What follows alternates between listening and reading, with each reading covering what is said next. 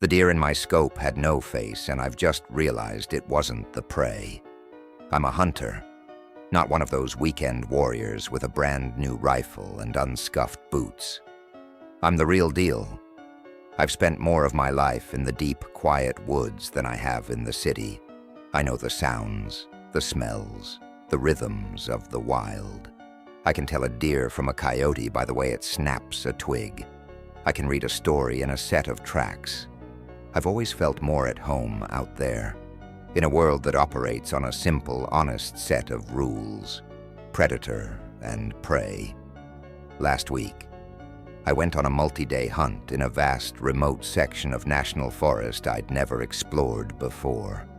It was a primeval kind of place where the trees were ancient and the silence was so deep, it felt like a physical weight.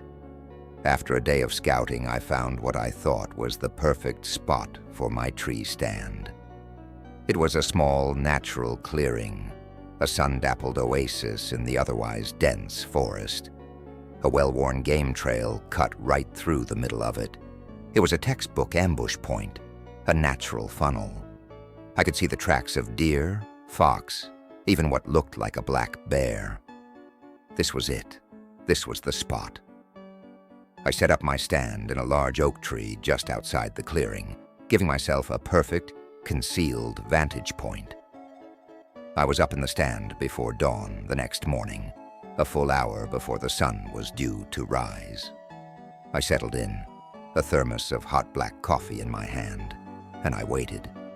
The forest began to wake up around me. The gray pre-dawn gloom slowly gave way to the first tentative rays of sunlight. The air was cool and crisp, and the world was hushed, expectant.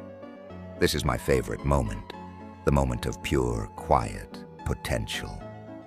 As the sun cleared the horizon, casting long golden shafts of light into the clearing, she appeared, a beautiful, healthy-looking doe.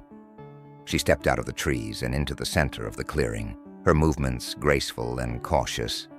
This was it, a perfect, clean shot. I slowly, silently, raised my rifle. I settled the stock against my shoulder, my breathing slow and even. I looked through the scope, centering the crosshairs on her vital zone, and my blood ran cold. The deer had no face.